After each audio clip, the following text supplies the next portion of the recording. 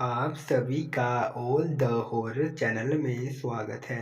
तो मैं आप सभी के लिए एक न्यू हॉरर स्टोरी लेके आ चुका हूँ। चलो स्टार्ट करते हैं। मेघालय और असम के बॉर्डर के बीच सुनसान जंगल में रात ने अपनी काली घनी चादर ओढ़ ली थी। चारों तरफ अंधेरा ही अंधेरा था। दूर दूर तक कोई नहीं दिखाई दे रहा था, न किसी की आवाज़ आ रही थी। उस रात विवेक अकेले उस जंगल को पार करने में लगा था। उसके चेहरे को देखकर ऐसा लग रहा था जैसे वो किसी बड़ी मुसीबत में है। इस जंगल के बारे में जाना जाता था कि अगर कोई भी इंसान सूरज ढलने के बाद यहाँ आता है तो उसे एक शैतान अपने वश में कर लेता है, तो वो फिर ऐसी जंगल में हमेशा हमेशा के लिए कैद हो जाता है। विवेक को ये बात पता थी, लेकिन वो फिर भी रुका नहीं रहा था, बस आगे बढ़ा जा रहा था। जंगल के आखिरी छोर पर एक नदी बह रही थी और उस नदी को पार करते ही असम सीमा शुरू हो जाती थी। उस नदी के ठीक बगल में लकड़ी से बनी एक पुरानी हवेली थी। हवेली के आगे एक बोर्ड लगा था जिस पर लिखा था वशीकरण बाबा।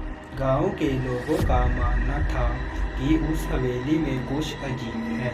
वहां ऐसी शैतानी ताकतें हैं जो हवेली में रहने वाली वशीकरण बाबा के मंत्रों की ताकत से इस दुनिया में आ गई है। 25 साल का विवेक उस हवेली के ठीक सामने खड़ा था और जोर जोर से हाँफ रहा था। उस हवेली के दरवाजे पर एक बड़ा सा चौकोर निशान बना था, ठीक वैसे ही जैसे किसी मंत्र तंत्र की किताबों में होता है।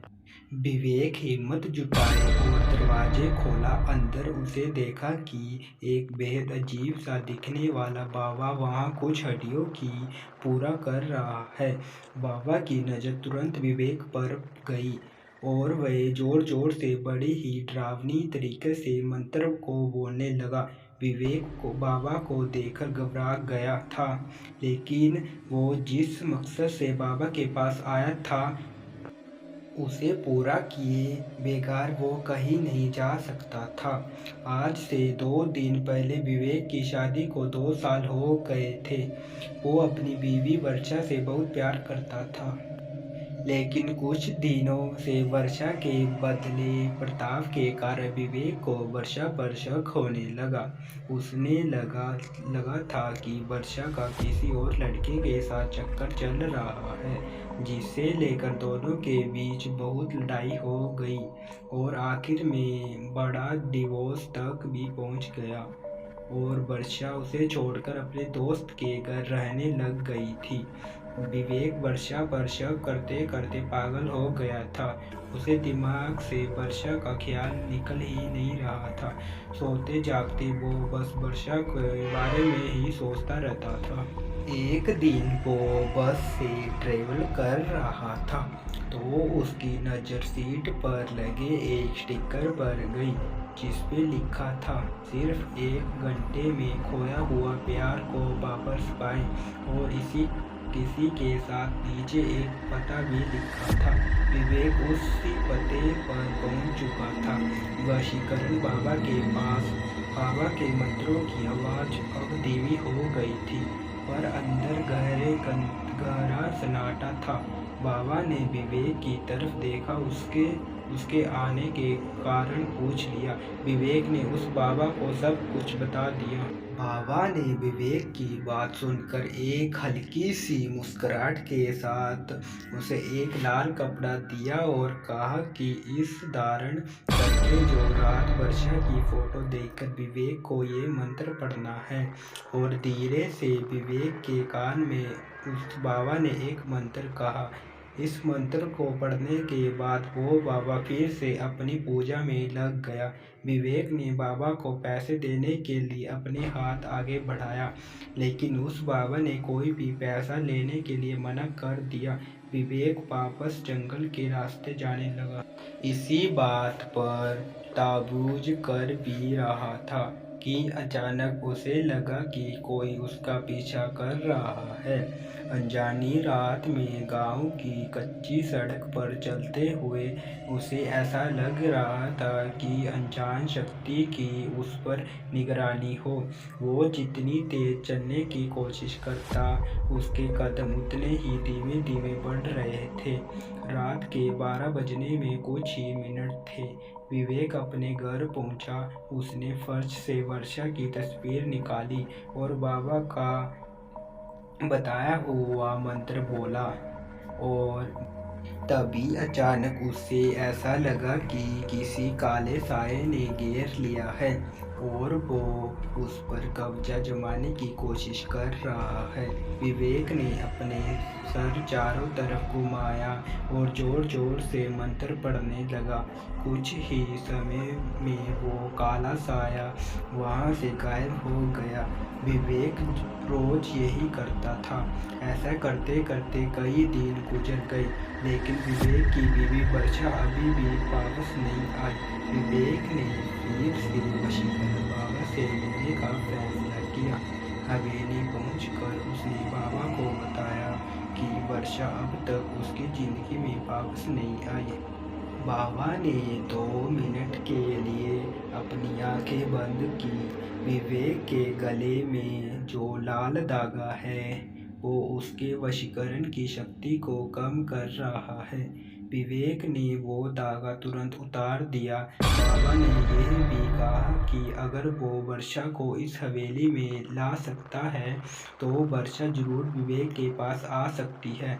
उस दिन भी विवेक जब अपने घर वापस जा रहा था, तब भी उसको ऐसा लगा जो उसके पीछे पीछे चल रहा है और उसे देखा जा रहा है।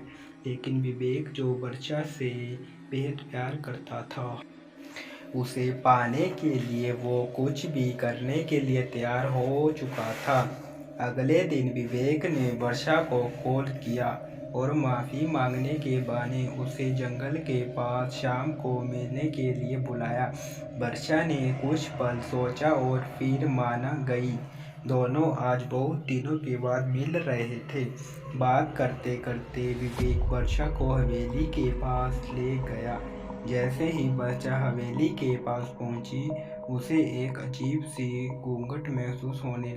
उसने विवेक को तुरंत वहां से चलने को कहा, लेकिन विवेक जबरदस्ती उस हवेली के अंदर ले गया। बाबा ने जैसे ही वर्षा को देखा, उसने विवेक को बाहर जाने को कहा और दरवाज़ा बंद कर दिया। पूरे 2 घंटे हो चुके थे, लेकिन दरवाज़ा अभी तक बंद था। विवेक को अब बहुत ज़्यादा घबराहट होने लगी थी। कुछ देर बाद दरवाज़ा अपने आप खुला, लेकिन विवेक ने जैसे ही दरवाज़े के उस पार देखा, वो देखकर विवेक के रोंगटे खड़े हो गए।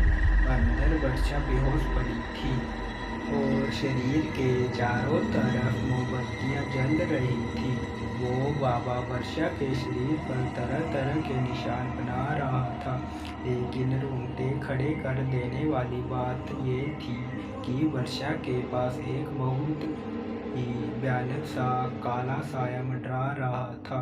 बाबा ने विवेक को कहा कि अब वर्षा वहीं रहेगी, जो विवेक उसे बोलेगा, लेकिन इसके बदले उसे इस काले साए की सारी ख्वाहिशें पूरी करनी होगी। विवेक को कुछ समझ नहीं आ रहा था।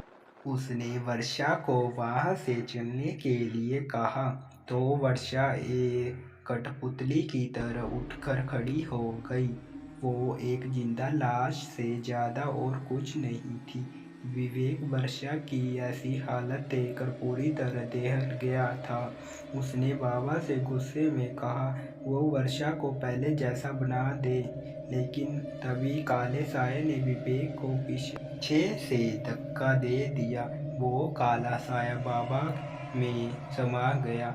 उस बाबा का रूप एक भयानक आत्मा से बदलने लगा था।